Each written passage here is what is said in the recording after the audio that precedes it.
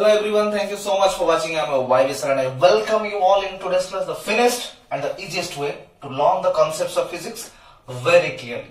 Stay tuned with me so that I will be able to clear all the doubts of yours. Okay, so let's go to our today's topic of discussion. Our today's topic of discussion is about the numericals on Gauss law applications of Gauss law के ऊपर base करते हुए हम कुछ numericals solve करने वाले हैं. Okay, आप अगर ये न्यूमेरिकल्स को अच्छे से समझ गए ना तो जितने भी सारे क्वेश्चंस आएंगे वो आप आंख बूझ कर भी कर सकते हो. ओके, सो ये क्लास के अंत तक देखते रहिए, प्रॉब्लम्स को अच्छे से समझने की कोशिश कीजिए. और एक चीज क्या है कि मैं जितने भी क्वेश्चंस और न्यूमेरिकल्स आज इस क्लास में सॉल्व करने वाला हूं उसका कंप्लीट सॉल्यूशन के साथ मैं आपको डिस्क्रिप्शन पे या फिर हमारे ग्रुप पे सेंड कर दूंगा. ओके, और दूसरी बात यह है कि प्रीवियस लेक्चर को बेस करते हुए कुछ प्रॉब्लम्स आप लोगों को समझ में नहीं आ रहा था और आप लोग बार बार मुझे बोल रहे थे कि सर ये प्रॉब्लम्स हमको समझ में नहीं आ रहे, तो मैं वही डाउट्स अभी आपका इस क्लास में समझाने वाला हूं. सो पहला डाउट ये था कि क्या था ये जो यहाँ पे है, पर उससे पहले मैं आप लोगों को ये बात अच्छे से बता देना चाहता हूं कि आप इस क्लास में एप्लीकेशंस ऑफ गॉस लॉ के बारे में जो न्यूमेरिकल्स है वो देखेंगे. सो एप्लीकेशंस कितने एप्लीकेशंस था? 3 एप्लीकेशन था. कौन सा है बोलिए.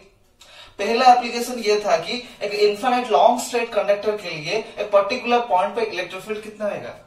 Okay, that is equal to lambda by 2 pi epsilon naught R. अगर आर डिस्टेंस पे आप इलेक्ट्रिक फील्ड इंटेंसिटी निकालना चाहते हो एक लॉन्ग स्ट्रेट वायर के लिए जिसके ऊपर पॉजिटिवली चार्ज बैठे हैं तो यह आएगा एक्सप्रेशन. उसके बाद एक प्लेन सीट ऑफ चार्ज अगर है जिसका सरफेस चार्ज डेंसिटी सिग्मा है तो एक पर्टिकुलर डिस्टेंस पे या डिस्टेंस के ऊपर वो इलेक्ट्रिक फील्ड इंटेंसिटी डिपेंड नहीं करता. उसका एक्सप्रेशन क्या था? E equal to sigma by 2 epsilon not. एक simple plane sheet of charge के लिए इलेक्ट्रिक फील्ड कितना आया था? Sigma by 2 epsilon not. Sigma आपका सरफेस चार्ज डेंसिटी है. ओके, सो ये था दूसरा एप्लीकेशन. तीसरा एप्लीकेशन क्या था कि एक स्पेरिकल सेल है जिसके ऊपर मतलब सरफेस के ऊपर चार्ज यूनिफॉर्मली डिस्ट्रीब्यूट होकर रहे हैं. सो वो स्पेरिकल चार्ज डिस्ट्रीब्यूशन के लिए वो स्पेरिकल सेल के लिए उस सेल के अंदर इलेक्ट्रिक फील्ड कितना आएगा, वो स्पेरिकल सेल के ऊपर कितना आएगा इलेक्ट्रिक फील्ड, वो स्पेरिकल सेल के बाहर मतलब सेंटर से कुछ दूरी पर इलेक्ट्रिक फील्ड इंटेंसिटी कितना आएगा, आउटसाइड द स्पेरिकल सेल कितना आएगा. 3 केसेस थे. वो 3 केसेस को बेस करते हुए भी हम अच्छे से समझ सकते हैं. क्या है वो? अच्छे से समझने के लिए प्रॉब्लम को समझना चाहिए. सो प्रॉब्लम के थ्रू जो थ्योरी हमने डिस्कस किए थे वो उस थ्योरी को इस प्रॉब्लम के थ्रू अच्छे से समझने की कोशिश हम करेंगे. इसलिए मैं बोल रहा हूं कि ये क्लास को अच्छे से समझने की कोशिश कीजिए. ओके, सो पहला डाउट आपका ये था कि अगर इस टाइप का एक डायग्राम है, सो ये डायग्राम एक्चुअली क्या है, क्वेश्चन में क्या पूछा गया है ये आप लोगों को समझ में नहीं आ रहा था. मैं आपको क्लियरली समझाने वाला हूं. पहले मैं ये बोल रहा हूं कि आपका जो कोऑर्डिनेट सिस्टम XYZ है 3D कोऑर्डिनेट सिस्टम है. सो वहां पे सेंटर जो है वो आपका उस सेंटर पे क्यू चार्ज बैठा है. ओके, सो वो सेंटर पे क्यू चार्ज बैठा है. आपका एक सिंपल स्फीयर है. ओके, जिसका रेडियस है √2 मीटर. पहला स्फीयर जिसका रेडियस है √2 मीटर, दूसरे स्फीयर का भी रेडियस है √2 मीटर. और दूसरे जो स्फीयर है वो दूसरे स्फीयर का सेंटर क्या है? सेंटर का कोऑर्डिनेट है 2 0 0.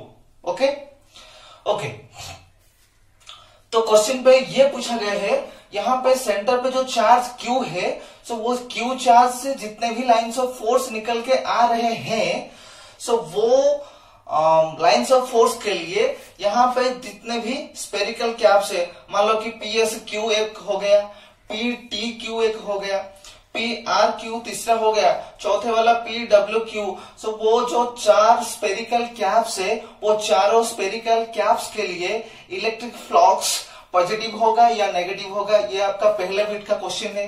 ओके, दूसरे बिट का क्वेश्चन है कि जो मैग्नीट्यूड ऑफ इलेक्ट्रिक फ्लक्स आएगा वो सेम सबके लिए सेम होगा या नहीं, मैग्नीट्यूड। ओके, तीसरे बिट का क्वेश्चन ये है कि ये जो पी आर क्यू है, P R Q spherical cap के लिए पर्टिकुलरली इलेक्ट्रिक फील्ड इंटेंसिटी कितना आएगा। अगर आपके पास गिवन है इलेक्ट्रिक फील्ड कितना है, तो आपको पूछा गया है कि पी आर क्यू इस स्पेरिकल कैप के अंदर कितने फ्लक्स लिंक हो रहा है, वो आपको थर्ड बिट पे क्वेश्चन पूछा गया है। Okay, it's clear to all of you question में क्या पूछा गया है। अभी हम सॉल्व करेंगे कैसे वो पूछा गया है। जितने भी क्वेश्चंस 3 बिट्स है, वो तीनों बिट में क्या पूछा गया है आपको समझ में आ गया। अभी हम अच्छे से समझेंगे कैसे हम सॉल्व करेंगे। ओके, सो मैं यहाँ पे चारों स्पेरिकल कैप्स को सेपरेट करके ड्रॉ कर चुका हूं। पहले जो spherical cap P S Q है, उस स्पेरिकल कैप के लिए इस सरफेस का एरिया वेक्टर लेफ्ट के तरफ आएगा। सो एरिया वेक्टर हो गया, एरियल वेक्टर लेफ्ट के तरफ, मतलब सरफेस को इस पॉइंट पे नॉर्मल होगा। ओके, और प्लस क्यू चार्ज जो सेंटर पे है, वो चारों सरफेस के लिए तो इलेक्ट्रिक फील्ड राइट के तरफ ही आएगा। ओके, सो यहाँ पे देख लो अच्छे से, चारों सरफेस के लिए electric field is always directed outward. Okay, बाहर की तरफ आएगा, सो ऑलवेज टुवर्ड्स राइट। चारों फेसेस के लिए राइट साइड हो गए। पहले सरफेस के लिए एरियल वेक्टर लेफ्ट की तरफ है और इलेक्ट्रिक फील्ड राइट की तरफ है। सो उनके बीच का एंगल कितना है, 180 डिग्री, राइट। पर पी आर क्यू सरफेस के लिए एरिया वेक्टर किस तरफ होगा, उसी के तरफ होगा, मतलब इलेक्ट्रिक फील्ड जिस तरफ है उसी के तरफ, मतलब इस सरफेस को इस पॉइंट पे नॉर्मल होगा तो आउटवर्ड होगा, बाहर की तरफ होगा, इलेक्ट्रिक फील्ड भी उसी के तरफ है। सो यहाँ पे थीटा कितना होगा, 0 डिग्री होगा। और ये जो थर्ड वाला जो सरफेस है, मतलब स्पेरिकल कैप है P W Q, electric field right के तरफ है। इस डब्ल्यू पॉइंट पे इलेक्ट्रिक फील्ड हो गया राइट की तरफ, और एरिया वेक्टर इस सरफेस को नॉर्मल होगा तो उसी के डायरेक्शन पे ही भी आएगा। यहाँ पे भी थीटा इक्वल टू 0 डिग्री है। It's clear. यहाँ पे जो पी टी क्यू है, ये तो लाइन की तरह दिख रहा है, आप ये ऐसे कैसे ड्रॉ कर चुके हैं। देखो, ये आपको सामने से देखोगे तो ऐसे लगेगा, और इस तरफ देखोगे तो ऐसे सर्कल आपको नजर आएगा। ओके, ये एक वर्टिकल सर्कल है, जो कि आपको लाइन की तरह दिख रहा है, पर असल में वो एक सर्कल है, पी टी क्यू सर्कल है, जिसका एरिया वेक्टर, ये अगर आपका सर्कल है तो एरिया वेक्टर मतलब ये सरफेस हो गया। सो ये सरफेस के लिए एरिया वेक्टर उस तरफ होगा राइट की तरफ। सो इस पीटी क्यू सरफेस के लिए भी एरिया वेक्टर उसी के डायरेक्शन पे है, इलेक्ट्रिक फील्ड जिस डायरेक्शन पे है। तो यहाँ पे भी थीटा आपका 0 डिग्री आ रहा है। ओके, गॉस लॉ से हमको क्या पता चला है, या फिर इलेक्ट्रिक फ्लक्स का फॉर्मूला क्या है, फाई इक्वल टू, आपका पहले बीट का क्वेश्चन था, फ्लक्स पॉजिटिव होगा या नेगेटिव होगा। सो हम यहां से देखेंगे फाई इक्वल टू कितना आएगा, ई डॉट ए। ईच केस के लिए, सभी केस के लिए आप लिख लो इलेक्ट्रिक फ्लक्स इसके लिए भी ई डॉट ए है। ओके, इसके लिए भी electric flux E dot A. Fourth spherical cap के लिए भी phi E equal to E dot A. Okay, clear. So E और ए के बीच का एंगल कितना है, 180। So E dot A, E A cos 180 is -1। So यहां से कितना निकल के आएगा, minus E A cos 180 is, sorry, E A cos 180 is -1, so minus E A. इसके लिए कितना आएगा, ये cos 0 is 1, so E a simple आएगा। बाकी के लिए भी ई ए आएगा, यहाँ पे थीटा 0 है, सो ई ए cos 0, यहाँ पे भी ई ए cos 0, so E a simple आ जाएगा। मतलब ये पॉजिटिव हुआ, ये भी पॉजिटिव। पर फास्ट सरफेस के लिए, मतलब स्पेरिकल कैप के लिए, पीएस क्यू स्पेरिकल कैप के लिए फ्लक्स आपका नेगेटिव आ रहा है, और बाकी 3 स्पेरिकल कैप के लिए फ्लक्स आपका पॉजिटिव आ रहा है। It's clear to all of you. First bit का क्वेश्चन क्लियर हो गया, आंसर भी ओके, क्वेश्चन के साथ साथ आंसर भी क्लियर हो गया ना। ओके, सो बी सेकंड बिट पे आपको क्या पूछा गया था कि मैग्नीट्यूड अगर आप लेंगे तो magnitude of the electric flux same होगा या डिफरेंट होगा? सेम होगा।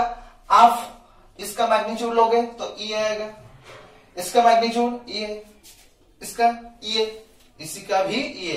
तो चारों स्पेरिकल कैप के लिए आपका इलेक्ट्रिक फ्लक्स का जो मैग्नीट्यूड होगा वो सेम होगा। सो आप ये लिख सकते हो कि the magnitude of the fluxes are equal. सभी सरफेस के लिए, सभी स्पेरिकल के लिए सेम ही आएगा। Okay, magnitude of the flux will be same और इक्वल। सी पे क्या पूछा गया है? सी के बिट में आपको यह पूछा गया है कि इस जो पी और क्यू जो स्पेरिकल कैप है, इस स्पेरिकल कैप के अंदर कितने फ्लक्स लिंक हो रहे हैं, मतलब इस स्पेरिकल सरफेस के थ्रू कितने लाइंस ऑफ फोर्स जा रहे हैं, वो आपको पूछा गया है।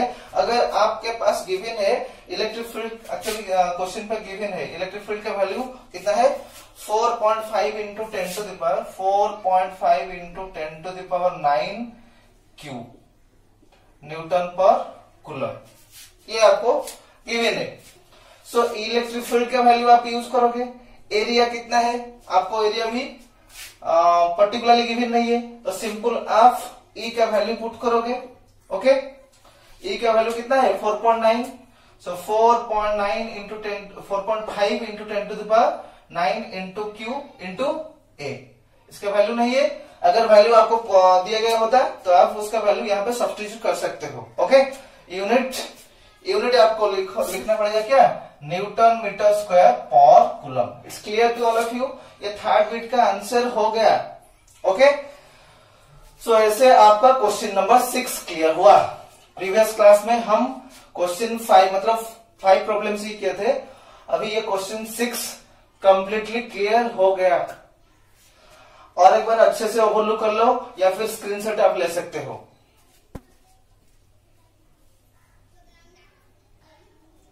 और एक चीज मैं बोल रहा हूं, अगर ये इलेक्ट्रिक फील्ड का वैल्यू एक्चुअली यहाँ पे गिवन नहीं है तो आप उसका वैल्यू भी कैलकुलेट कर सकते हो। हमको पता है ई का वैल्यू कितना है, equal to beta Q by R square.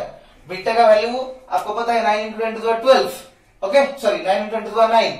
Beta का वैल्यू आपको पता है, क्यू यहाँ पे क्यू है, उसका पर्टिकुलर वैल्यू गिवन नहीं है, और आर यहाँ पे कितना है √2 मीटर है, सो √2 का स्क्वायर। ये सब वैल्यू आप पुट करोगे तो 4.5 into 10 to the power 9 into Q आ गया। सो इस वैल्यू को आप यहाँ पे ही सब्स्टिट्यूट कर लेना। ओके ओके, नेक्स्ट क्वेश्चन की तरफ अभी बढ़ेंगे।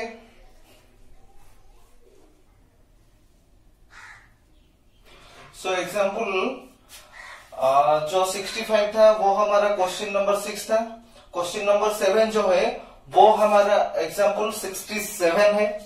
ओके, सो यहाँ पे हम कैसे सॉल्व करेंगे, क्वेश्चन क्या है वो हम अच्छे से पहले समझेंगे।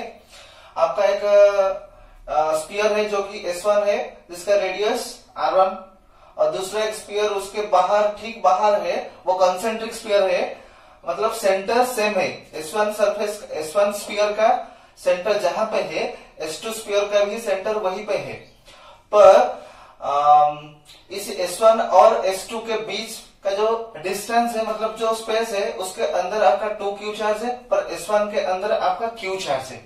ओके, सो यहां से आपको यह पूछा गया है कि इस S1 सरफेस के लिए, मतलब इस S1 स्फीयर के लिए, पहले स्फीयर के लिए फ्लक्स कितना आएगा पहले आप निकालेंगे, और दूसरे स्फीयर के लिए फ्लक्स कितना आएगा, और वो दोनों फ्लक्स का रेशियो कितना होगा वो आप कैलकुलेट करेंगे। फर्स्ट बिट का क्वेश्चन ये है। सेकेंड बिट का क्वेश्चन ये है कि दूसरे आपका आएगा,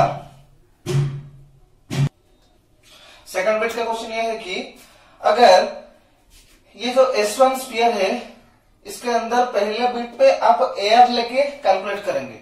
अगर इस एयर के जगह आप एक मीडियम रखोगे, उस मीडियम का डाइलेक्ट्रिक कांस्टेंट K है, S1 के अंदर अगर आप एक मीडियम रखोगे जिसका डाइलेक्ट्रिक कांस्टेंट K है, तो इस सरफेस पे कितना फ्लक्स होगा वो आप कैलकुलेट करेंगे। तो मतलब न्यू फ्लक्स जो होगा वो क्या होगा, φ1 कितना आएगा वो आप कैलकुलेट करेंगे। थर्ड बिट में भी पूछा गया है कि इस S1 और S2 ये दोनों स्पीयर के बीच का जो स्पेस है, उस स्पेस में अगर आप एक मीडियम रखोगे जिसका डाइलेक्ट्रिक कांस्टेंट K है, तो इस पहले सरफेस पे कितना फ्लक्स लिंक होगा। ओके, अगर इस स्पेस के अंदर आप एयर की जगह अगर एक मीडियम रखोगे जिसका डाइलेक्ट्रिक कांस्टेंट K है, तो इस पहले सरफेस के अंदर कितना फ्लक्स लिंक होगा वो आपको कैलकुलेट करने के लिए पूछा गया है। ओके, सो 5(1) अब क्या होगा समझने की कोशिश कीजिए। सो सॉल्यूशन हम कैसे करेंगे, पहले फ्रॉम गॉस लॉ सॉल्यूशन हम सॉल्यूशन करने वाले हैं। फ्रॉम गॉस लॉ से हमको क्या पता चला है, गॉस लॉ से हमको ये पता चला है कि flux linked with any closed surface, first surface के लिए हम बोल रहे हैं, flux linked with any closed surface is equal to 1/ε0 times the total charge enclosed within it. Okay, 1/ε0 times the total charge enclosed within it. So S1 surface के अंदर कितने charge है, Q चार्ज है। सो हम ये लिख सकते हैं Q टोटल कितना चार्ज हुआ, Q, सो Q/ε0। क्लियर। उसके बाद ये फास्ट बिट का आंसर कर रहे हैं, उसके बाद सेकेंड सरफेस पे कितना फ्लक्स लिंक होगा, वही गॉस लॉ से हम क्या लिखेंगे कि Q total divided by total charge by ε0। So second surface के अंदर कितने चार्ज है, इस स्पेस के अंदर 2Q है और S1 के अंदर Q है। सो S2 के अंदर कंप्लीटली S1 भी आ रहा है, तो हम ये बोल सकते हैं कि टोटल चार्ज कितना है S2 के अंदर, Q प्लस 2Q। सो कितना होगा 3Q डिवाइडेड बाय ε0। ओके, सो 5(1) हो गया, 5(2) हो गया, 5(1)/5(2) आप निकालेंगे तो कितना आएगा, 5(1)/5(2) आप निकालोगे तो 1/3 आएगा। सो रेशियो हो गया 1:3। ओके, सेकेंड बिट पे आपको ये पूछा गया है कि न्यू फ्लक्स कितना होगा S1 सरफेस पे अगर एक मीडियम हम रखेंगे, डाइलेक्ट्रिक कांस्टेंट उसका है K। सो हम कैसे करेंगे, उसी गॉस लॉ से क्या है पता है हमको, क्या पता है, 5(1) एक्चुअली आपका क्या है, 5(1) एक्चुअली आपका क्या है, या फिर आप न्यू फ्लक्स होगा वो आप क्या लिखोगे कि E.ds। ओके, क्या होगा, E.ds वेक्टर का क्लोज्ड सरफेस इंटीग्रेशन। ओके, पर हमको पहले से ही पता है E=E0/K। ओके, इलेक्ट्रिक फील्ड पे हम ये वाला फॉर्मूला डिस्कस कर चुके हैं। सो एनी मीडियम पे इलेक्ट्रिक फील्ड कितना होगा, एयर मीडियम पे बाई उस मीडियम का dielectric constant. So in place of E what we can write, E0/K। So उस K को हम बाहर निकालिए, सो यहाँ पे कितना होगा, E0.ds का सरफेस इंटीग्रेशन। ओके, और इसका वैल्यू क्या है, इसका वैल्यू 5 है, मतलब एयर पे जो कि पहले था, फास्ट सरफेस पे पहले कितने फ्लक्स था, Q/ε0, जो कि हम यहाँ पे लिख सकते हैं। सो Q/ε0 1/K आ गया। Okay, so Q/K times ε0, it's clear to all of you. Okay, I think it's clear. Okay, third bit पे पूछा गया है कि इस स्पेस के अंदर अगर आप एक मीडियम रखोगे तब जाके इस सरफेस पे कितने फ्लक्स लिंक होगा। भाई यहाँ पे देख लो, यहाँ पे जो भी फ्लक्स आ रहा है इस चार्ज के लिए, और बाहर आपका कुछ भी चेंजेस आ रहा है तो इसके अंदर कुछ भी चेंजेस नहीं होगा। सो आप क्या बोल सकते हो, बाहर पे आप एयर रखो कि जिस भी मीडियम रखो, पर S1 सरफेस के अंदर मतलब इस सरफेस पे जितना फ्लक्स लिंक हो रहा है, सो वो फर्क नहीं पड़ेगा। सो जितना है उतना ही रहेगा। अगर इस स्पेस के अंदर, थर्ड बिट पे जो पूछा गया है, स्पेस के अंदर अगर एक मीडियम रखोगे तो S1 का जो फ्लक्स होगा उसके ऊपर कुछ भी फर्क नहीं पड़ेगा। So new flux will be same, जो कि पहले ही था। Okay, it's clear to all of you? और एक बार अच्छे से ओवरलुक कर लीजिए या फिर वीडियो को पॉज करके रिवर्स करके और एक बार भी देख सकते हो आप। सो एक बार अच्छे से ओवरलुक कर लीजिए। अभी नेक्स्ट क्वेश्चन ये है कि आपके पास दो इन्फिनिट लॉन्ग स्ट्रेट वायर है। पहले वाले जो दो पैरेलल स्ट्रेट वायर है। पहले वाले वायर का अंदर चार्ज Q1 है, उसका लीनियर चार्ज डेंसिटी λ1। दूसरे वाले का charge Q2, linear charge density λ2। और दोनों लॉन्ग स्ट्रेट वायर के बीच का डिस्टेंस कितना है? D है। तो क्वेश्चन पे आपको ये पूछा गया है कि आपको कैलकुलेट करना है कि कोई भी एक वायर के लिए फोर्स पर यूनिट लेंथ जो कि स्मॉल f है, फोर्स पर यूनिट लेंथ कितना होगा वो आप कैलकुलेट करेंगे। कैसे हम कैलकुलेट करेंगे? क्वेश्चन आपको अच्छे से समझ में आ गया। सो कैलकुलेट करने से पहले हमको इलेक्ट्रिक फील्ड निकालना पड़ेगा, क्योंकि फोर्स निकालने के लिए इलेक्ट्रिक फील्ड निकालना जरूरी है। सो हम कैसे इलेक्ट्रिक फील्ड कैसे निकालेंगे? अब ये बोल सकते हो कि हमको ये पता है एक लीनियर चार्ज डिस्ट्रीब्यूशन के लिए एक पर्टिकुलर डिस्टेंस पे जो कि सपोज आपका आर डिस्टेंस था, मैं यहाँ पे डी ले रहा हूं। यहाँ पे डी अगर है तो यहाँ पे इलेक्ट्रिक फील्ड कितना होगा? E इक्वल टू आपका आ जाएगा, अगर इसका लीनियर चार्ज डेंसिटी लैम्बडा है तो lambda by 2 pi epsilon naught into D आपका आ जाएगा। सो उस हिसाब से अगर आप कोई भी एक वायर पे, सपोज मैं बोल रहा हूं कि एक सेकेंड वायर जो है वो सेकेंड वायर का एक पर्टिकुलर पॉइंट में यहाँ पे ले रहा हूं। सो इस पर्टिकुलर पॉइंट पे इस फास्ट वायर के लिए इलेक्ट्रिक फील्ड कितना आएगा वो हम सोल्यूशन बोल रहे हैं। इलेक्ट्रिक फील्ड कितना आएगा? E इक्वल टू इस फॉर्मूला के हिसाब से वो लीनियर चार्ज डेंसिटी हम इसका लेंगे या फास्ट वायर के लिए लेंगे?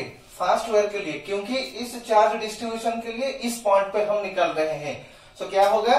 सो λ1 divided by 2 pi epsilon naught D हो गया आपका electric field intensity on second wire due to the first wire, that is E equal to λ1 by 2 pi epsilon naught D. अभी हम फोर्स हमको क्या पता है? F equal to QE। Okay, so हमको ये कैलकुलेट करना है कितना फोर्स आएगा, कहां पे? यहां पे सेकेंड वायर पे। सो हम क्या लिखेंगे?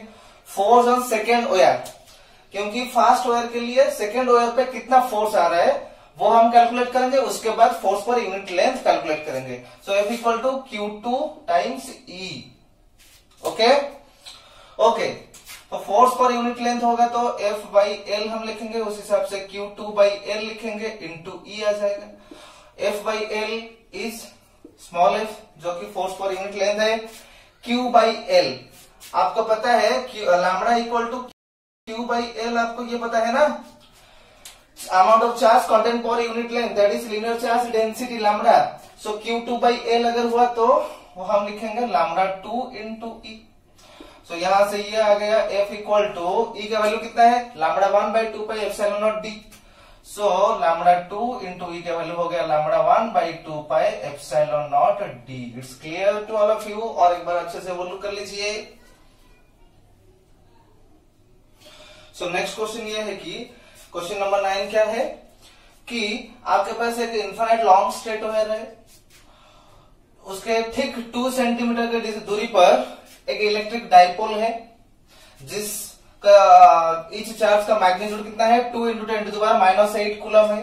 ओके, और जो लीनियर चार्ज मतलब long straight infinite long straight wire है, उस लॉन्ग स्ट्रेट वायर का लीनियर चार्ज डेंसिटी कितना है? लैम्बडा है 4 इंटू 10⁻⁴ कूलम पर मीटर। ये आपको भी गिवन है। आपको ये क्वेश्चन पे पूछा गया है कि इस डाइपोल के ऊपर कितना फोर्स अप्लाई करेगा ये इन्फिनिट लॉन्ग स्ट्रेट वायर। इस इन्फिनिट लॉन्ग स्ट्रेट वायर के लिए इस डाइपोल पे कितना फोर्स अप्लाई होगा वो आपको कैलकुलेट करना है। Calculate force on A B मतलब dipole due to infinite long straight wire. Infinite long straight wire. So आप कैसे कैलकुलेट करेंगे? पहले आप इस माइनस क्यू चार्ज के लिए कितना फोर्स आएगा वो आप कैलकुलेट करेंगे। बी के लिए मतलब प्लस क्यू के लिए इस पॉइंट पे कितना फोर्स आएगा, उसके बाद आप उन दोनों को वेक्टोरिकली ऐड कर देंगे तो टोटल डाइपोल के ऊपर कितना फोर्स आएगा वो आप अच्छे से बोल सकते हैं। ओके, सो इससे पहले हम क्या करेंगे, हमको जो पता है लीनियर चार्ज डिस्ट्रीब्यूशन मतलब लाइन चार्ज के लिए इनफाइनाइट लॉन्ग स्ट्रेट वायर के लिए इलेक्ट्रिक फील्ड हमको क्या है, सोल्यूशन इलेक्ट्रिक फील्ड हमको क्या पता है, E equal to lambda by 2 pi epsilon naught into R, ये हमको पता है। अगर इलेक्ट्रिक फील्ड पता चल गया तो उससे हम फोर्स कैसे पता लगाएंगे, वहां से फोर्स आप ये बोल सकते क्या, Q times E, that is F का वैल्यू आपका आ जाएगा lambda into Q divided by 2 pi epsilon naught into R. ये आपका जनरलाइज्ड एक्सप्रेशन है फोर्स के लिए। सो इस फॉर्मूला को पहले आप माइनस क्यू के लिए पुट करोगे, उसके बाद प्लस क्यू के लिए पुट करोगे, उसके बाद दोनों को वेक्टोरिकली आप ऐड करेंगे।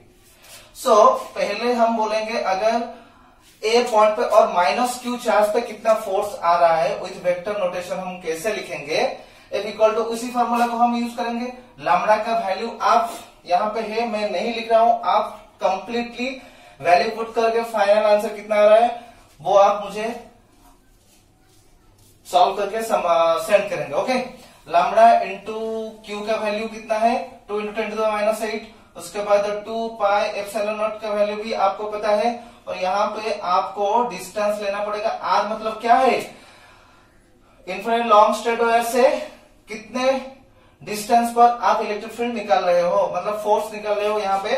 तो यहाँ पे हम लिखेंगे आर ए, जो कि आर ए यहाँ पे है, आर ए यहाँ पे कितना है, इस पॉइंट का डिस्टेंस 2 सेंटीमीटर है, जो कि 2 into 10 to the power minus 2 metre. Lambda का वैल्यू गिवन है, क्यू का वैल्यू गिवन है, 2 पाई एप्सिलॉन नॉट भी कांस्टेंट है, आर ए का वैल्यू ये पुट करोगे तो आपके पास फाइनल आंसर एफ ए के लिए कितना आ जाएगा, ए के लिए फोर्स कितना आ जाएगा कि 7.2, सब वैल्यू पुट करोगे तो 7.2 न्यूटन आपका आ जाएगा। डायरेक्शन किस तरफ होगा, डायरेक्शन ये पॉजिटिव चार्ज है, ये नेगेटिव चार्ज है, तो डायरेक्शन किस तरफ आएगा, इसी के तरफ ही आएगा। ओके, तो ये आपका एफ ए हो गया, जो कि ये अगर सी पॉइंट है तो हम लिखेंगे कि अलोंग ए सी आएगा। ओके, ये इक्वेशन 1 हो गया। सो बी पॉइंट पे प्लस क्यू चार्ज के ऊपर कितना फोर्स आएगा, तो हम लिखेंगे कि F at B will be equal to उस formula lambda Q by 2 pi epsilon naught, but यहाँ पे आर बी आएगा, तो आर बी यहाँ पे कितना है, आर ए हो गया इतना, आर बी टोटल इसको ऐड करेंगे। सो 2 सेंटीमीटर यहाँ पे 2 millimetre is 0.2 centimetre, so total कितना हो गया 2.2 सेंटीमीटर, जो कि 2.2 into 10 to the power minus 2 metre है। ओके, समझ में आ गया कि नहीं, 2 millimetre is 0.2 centimetre, so 2 plus 0.2 that is 2.2 centimetre metre पे आप कन्वर्ट कर चुके हैं। ओके, सो फाइनली आपका आंसर कितना आएगा, एफ बी का वैल्यू कितना आएगा, आंसर 6 पॉइंट आपका वैल्यू आएगा 6.5 न्यूटन। और डायरेक्शन किस तरफ आएगा, ये यहाँ पे प्लस क्यू है, ये भी प्लस है, सो दोनों सिमिलर चार्ज का नेचर है, तो डायरेक्शन किस तरफ आएगा, इस तरफ आएगा। बी के ऊपर जो फोर्स आएगा ये पॉजिटिव है, ये भी पॉजिटिव है, सो ये वाला पॉजिटिव इसको रिपेल करेगा तो राइट के तरफ आएगा। सो हम लिखेंगे along, आप क्या लिखेंगे, along ए बी या फिर along सी बी भी लिख सकते हैं, क्योंकि इक्वेशन 2 है। सो ए पॉइंट पे लेफ्ट की तरफ आ रहा है, बी पॉइंट पे राइट की तरफ आ रहा है, दोनों में से ज्यादा कौन सा किसके तरफ आ रहा है, इसके तरफ आ रहा है 7.2 या 6.5। सो नेट फोर्स किसके तरफ आएगा, लेफ्ट की तरफ आएगा, क्योंकि ये बड़ा वाला फोर्स है। सो नेट फोर्स कितना आएगा, सो एफ नेट, या फिर आप बोल सकते हो कि टोटल डाइपोल के ऊपर कितना फोर्स आएगा, F at due to F on A B by dipole due to infinite long straight wire कितना होगा कि F A minus F B, जो कि आप कितना आएगा वैल्यू 0.7 न्यूटन। डायरेक्शन किस तरफ आएगा, आप लिख सकते हो कि towards the wire, towards the long straight wire, क्योंकि वो AC के तरफ आएगा, या फिर आप लिख सकते हो कि along ACB। It's clear? ये वाला क्वेश्चन क्लियर हो गया? ओके, नेक्स्ट क्वेश्चन की तरफ हम बढ़ेंगे।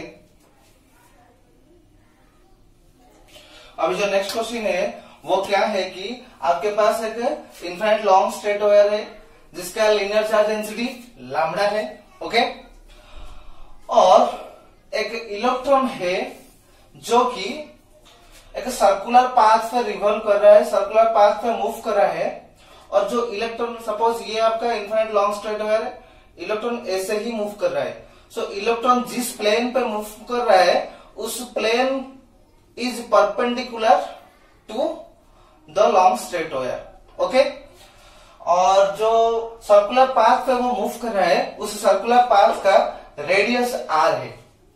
सो क्वेश्चन यहां पे ये पूछा गया है कि उसका काइनेटिक एनर्जी कितना होगा, और काइनेटिक एनर्जी के साथ लीनियर चार्ज डेंसिटी जो कि लैम्डा है उसका आप ग्राफ प्लॉट करेंगे। सो पहले हम काइनेटिक एनर्जी निकालेंगे। सो काइनेटिक एनर्जी निकालने के लिए हमको ये जानना जरूरी है ये जो इलेक्ट्रॉन सर्कुलर पाथ में मूव कर रहा है वो क्यों मूव कर रहा है।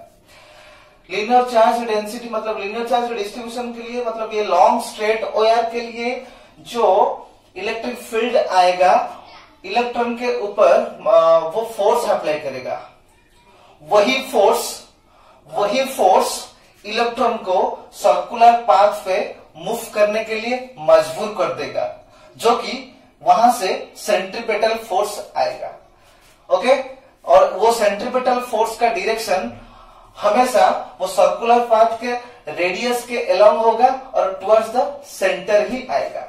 सो यहां से हम ये लिख सकते हैं, ये बोल सकते हैं कि the electric force by line charge on electron gives the centripetal force for the revolution of the electron। so यहां से हम ये बोल सकते हैं कि ए बीट का क्वेश्चन सॉल्व करते हुए electric force will be equal to centripetal force.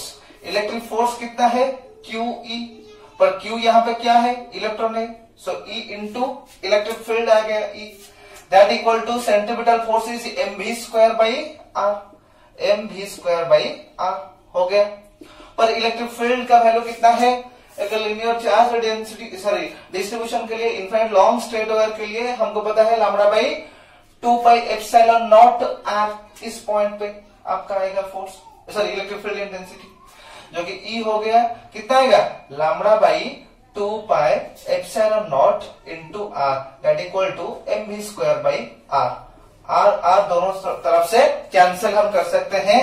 उसके बाद हमको क्या पूछा गया है, काइनेटिक एनर्जी। काइनेटिक एनर्जी जी हाउ मच, हाफ mv², यहाँ पे mv² है, सो हाफ आपको दोनों तरफ मल्टीप्लाई करना पड़ेगा। सो दोनों तरफ मल्टीप्लाई करेंगे हाफ, तो ये हो जाएगा 4, so 4 pi epsilon naught that equal to half mv², जो कि हो गया क्या, काइनेटिक एनर्जी।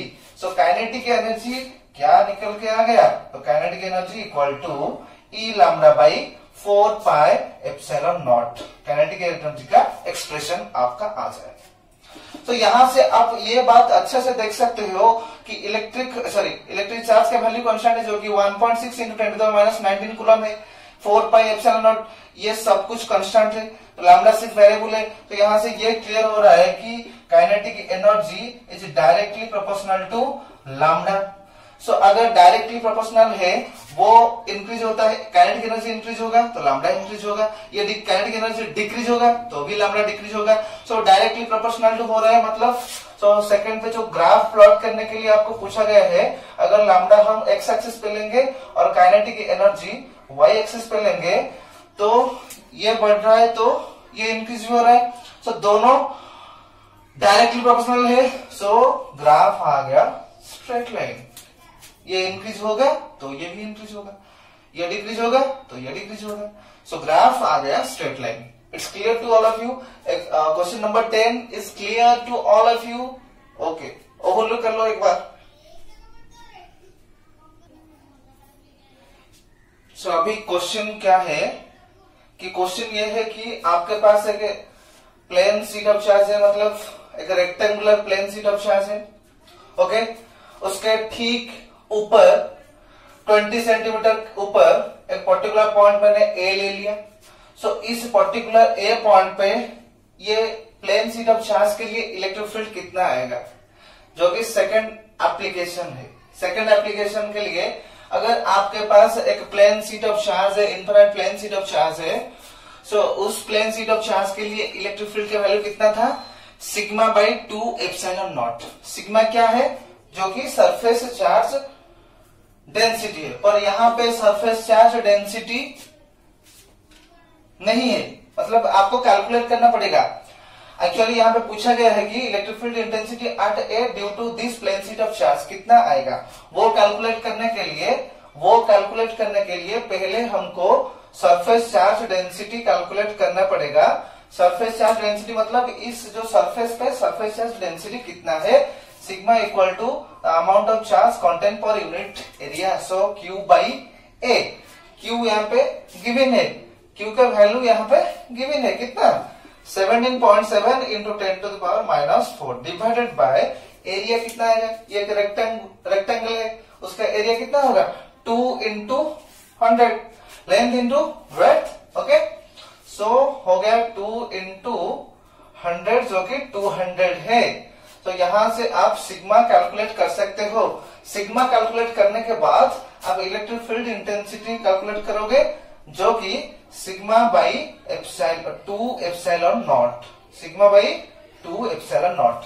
यहां से आप सिग्मा कैलकुलेट कर लेंगे, उसके बाद डिवाइड कर लेंगे 2 एप्सिलॉन नॉट, जिसका वैल्यू कितना आएगा, जिसका वैल्यू आपका आएगा 5 into 10⁵ Newton per coulomb.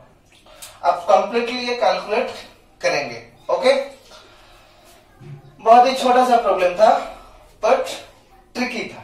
Okay, पहले आपको सरफेस चार्ज डेंसिटी निकालना पड़ा, उसके बाद इलेक्ट्रिक फील्ड आप निकालिए। ओके, नेक्स्ट प्रॉब्लम की तरफ बढ़ेंगे, अच्छे से ओवरलुक कर लीजिए। सो नेक्स्ट क्वेश्चन पे ये बोल रहा है कि आपके पास एक प्लेन शीट ऑफ चार्ज है जिसका सरफेस चार्ज डेंसिटी है 4 into 10⁻⁻⁶ coulomb per metre square. उसके बहुत ही नजदीक एक चार्ज पार्टिकल बैठा है जिसका चार्ज है -2 इंटू 10⁻⁻�6 कूलम। ये पॉजिटिव है और ये नेगेटिव चार्ज है। सो ये दोनों चार्ज के बीच, ये चार्ज डिस्ट्रीब्यूशन और ये चार्ज पार्टिकल के बीच पे फोर्स ऑफ अट्रैक्शन आएगा, क्योंकि ऑपोजिट नेचर ऑफ चार्ज है। तो फोर्स ऑफ अट्रैक्शन कितना होगा वो आपको कैलकुलेट करने के लिए यहाँ पे ये क्वेश्चन पे पूछा गया है। सो हम कैसे कैलकुलेट करेंगे, फोर्स के वैल्यू हमको पता है, हम फोर्स को कैसे कैलकुलेट करते हैं। अगर आपके पास चार्ज है और इलेक्ट्रिक फील्ड पर यहाँ पे कैलकुलेट पहले करना पड़ेगा। सो फोर्स ऑफ अट्रैक्शन कितना आएगा, force of attraction will be Q times E। Q आपके पास है, पर E यहां से कैसे ना गॉस लगे एप्लीकेशन के थ्रू हम कैलकुलेट करेंगे। प्लेन शीट ऑफ चार्ज के लिए इलेक्ट्रिक फील्ड कितना है, sigma by 2 epsilon not. Okay, तो यहां से Q हो गया, ओके, E का वैल्यू कितना होगा, sigma by 2 epsilon not. Sigma आपके पास है, Q आपके पास भी है, 2 एप्सिलॉन नॉट भी आपको पता है। 2 आपको पता है मतलब ये कांस्टेंट है, और एप्सिलॉन नॉट 8.854 इंटू 10⁻⁻12। सो ये सब कुछ आपको पता है, तो यहां से आप कैलकुलेट कर लेंगे। Okay, it's clear. अच्छा, सिंपल ये फॉर्मूला आपको पुट करना पड़ेगा। ओके,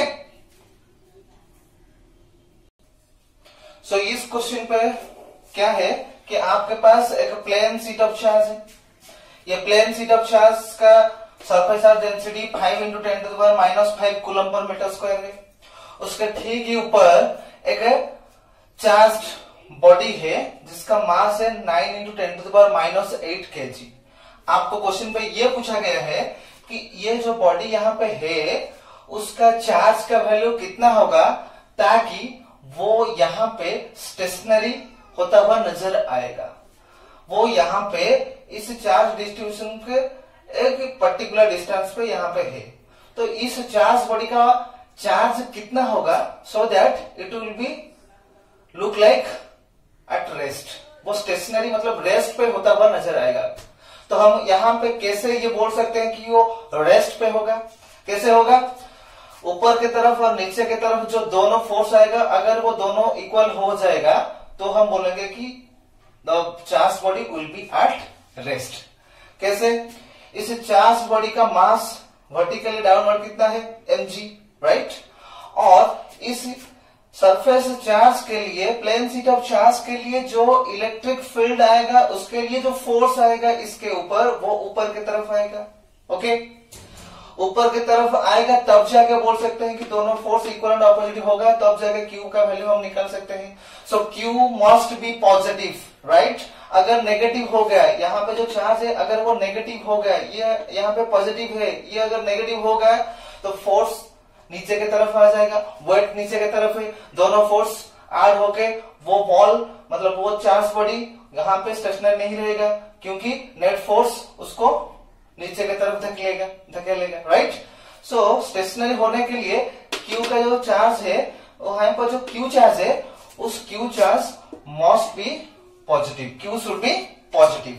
उसके बाद हम क्या बोलेंगे कि भाई electric force is equal to weight of the body, that is mg. So electric force is how much? Electric force is q times e, that equal to mg. But electric field का value कितना है? Electric field intensity is sigma by 2 epsilon naught, plane sheet of charge के लिए। So q into sigma by 2 epsilon naught, Gauss law का application, right? That equal to mg. So q यहां से कितना आ जाएगा? 2 epsilon naught mg divided by sigma। Okay, so ये हो गया चार्ज का वैल्यू। 2 epsilon naught आपको पता है, m का वैल्यू गिवन है यहाँ पे, g का वैल्यू 9.8 या फिर 10 ले सकते हो, सिग्मा का value 5 × 10⁻5 coulomb per metre square. Final answer कितना आएगा वो आप कंप्लीटली सॉल्व करके मुझे सेंड करोगे।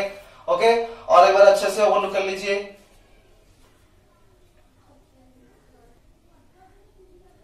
सो ये यहाँ पे आपको ये पूछा गया है कि क्वेश्चन को अच्छे से समझ लीजिए। पहले आपका एक प्लेन शीट ऑफ चार्ज है जो कि XY प्लेन पे है, प्लेन शीट ऑफ चार्ज है जो कि XY प्लेन पे है।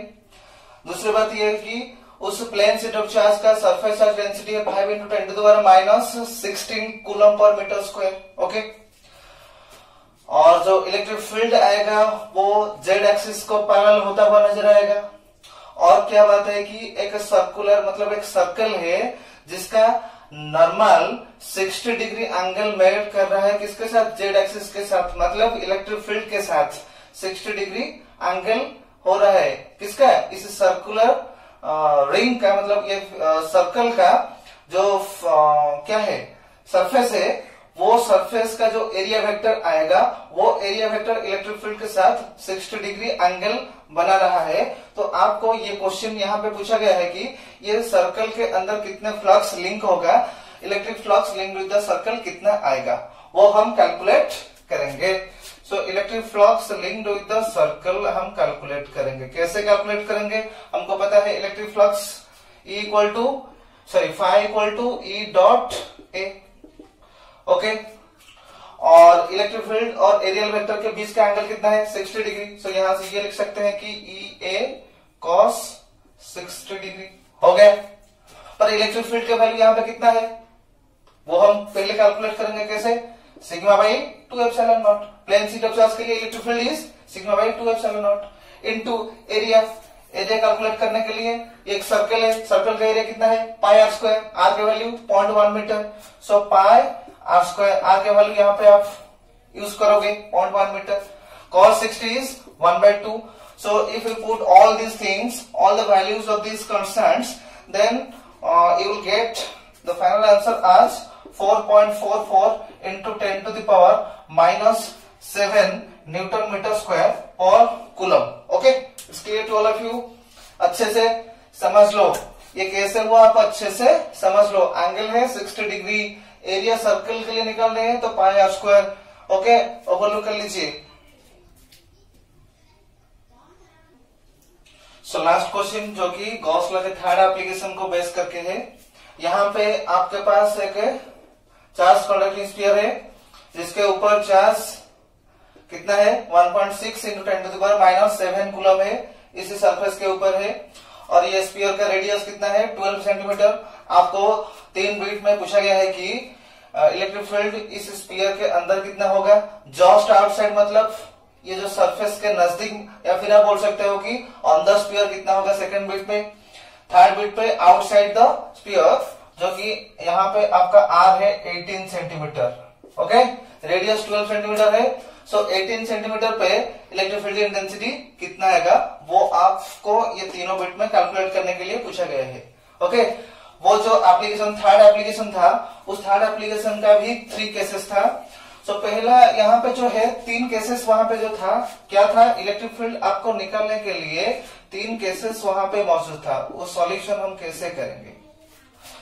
पहला केस था इलेक्ट्रिक फील्ड इनसाइड के लिए, दूसरा था electric field on the surface कितना आएगा, on the surface, electric field outside कितना आएगा, ओके। यहाँ पे कैपिटल आर आपका जो स्फेरिकल सेल का रेडियस है, इनसाइड मतलब एक स्मॉल आर हम लेंगे जो कि उसके अंदर है, मतलब कैपिटल आर से कम होगा, इसके अंदर कुछ भी चार्ज नहीं है, तो इसके अंदर इलेक्ट्रिक फील्ड कितना होगा, 0 ही रहेगा, क्योंकि चार्ज नहीं है तो इलेक्ट्रिक फील्ड नहीं आएगा। अगर चार्ज आपके पास नहीं है तो वहां से लाइंस ऑफ फोर्स कैसे निकलेंगे, इलेक्ट्रिक फील्ड कहां से आएंगे, तो इलेक्ट्रिक फील्ड यहाँ पे 0 हमने बोले थे। और उसके बाद ऑन द सरफेस, सरफेस के लिए small R equal to capital R, so electric field का वैल्यू कितना आया था यहाँ पे, E equal to beta Q by R square यहाँ पे निकल के आया था। सो यहाँ पे आर क्या पुट करोगे, 12 सेंटीमीटर, क्यू यहाँ पे गिवन है, सो क्यू यहाँ पे स्मॉल क्यू में लिख रहा हूं, यहाँ पे स्मॉल क्यू यहाँ पे है जो कि 1.6 इंटू 10 टू द पावर -7 है। So beta का value 9 into 10 to the power 9. So if you put all these things, you will get the final answer as 10 to the power 5 Newton per Coulomb. Okay? Outside मतलब small r will be greater than the capital R. जैसे कि suppose ये आपका 18 centimetre है. So इस surface के लिए electric field suppose इस पॉइंट पे कितना आ रहा है, 18 सेंटीमीटर, ये आपका रेडियस है 18 सेंटीमीटर, जो कि यहाँ पे आप पुट करोगे small R equal to 18 centimetre.